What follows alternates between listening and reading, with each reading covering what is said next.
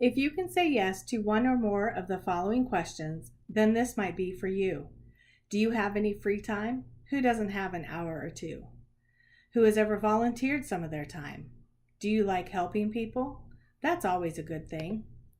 Do you like the medical field? Can you handle the sight of blood? Have you ever wanted the chance to deliver a baby? Do you like to drive fast but safe? We've all seen how the police, fire trucks, and ambulances zoom down the road, having the right of way in traffic. They should be clearing out of the way for you till you pass. So you may be wondering what I'm talking about. The opportunity to be an EMT, Emergency Medical Technician. Did any of you say yes to any of those questions? If so, being a volunteer EMT just might be your next adventure of a lifetime. I was a volunteer advanced EMT for 10 years prior to joining the military. I grew so much as a person, not just because I had the knowledge and I was able to help people, but the respect and thanks that I received back from some of the citizens was remarkable. I have saved people's lives, simply just helped others get to the hospital when they had no family, and I have delivered a baby. There are some calls to this day that I will never forget. So how does one become an EMT? The following will be steps to become an EMT.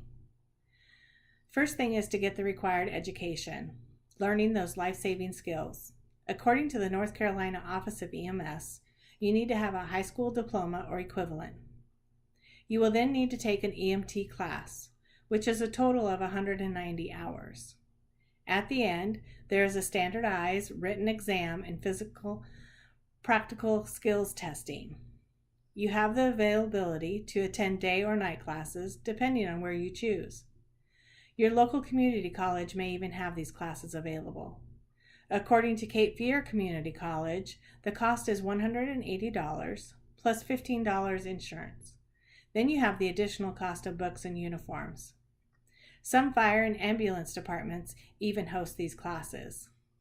If you have the opportunity to volunteer, then the fire or ambulance company may even cover all those costs. You may have to go through an application process to get into the department, but your time doing this and taking the class is well worth it. All they ask for in return is some time to do the job. But you get so much more by doing this. A great way to put your skills to use, and you get to help the community. Medical knowledge is a great thing to have. It may save a life one day, either on the job or in your personal life. You may just have an edge of medical knowledge before additional help arrives and can save a person's leg or arm. The next item to complete may happen first or at the same time as taking your EMT class. This is a background check and drug testing. This is also required per the North Carolina EMS office. You need to be a good standing citizen. You will be handling sensitive items.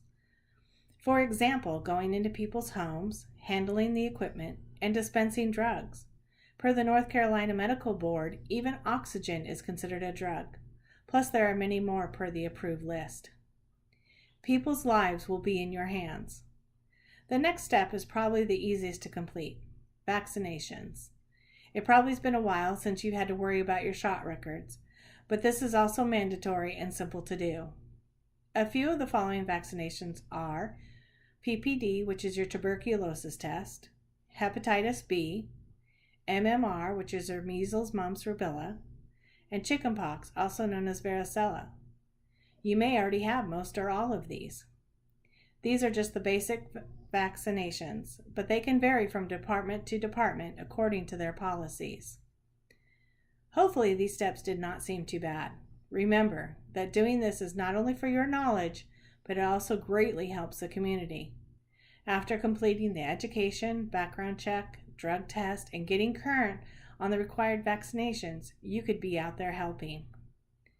Not only do you get to help people, but you may save lives, get to drive fast, and have the opportunity to learn and grow as a person within your community. It may seem like a lot of time before you can actually do the job, but the camaraderie that you gain from working with other EMTs, firefighters, and police not only opens doors for a great career, but you also can establish a family outside of your own family. However, most important, you gain valuable knowledge and a chance to help the community. I would gladly talk with anyone who wants to know more about my time when I was a volunteer advanced EMT. Thank you for your time.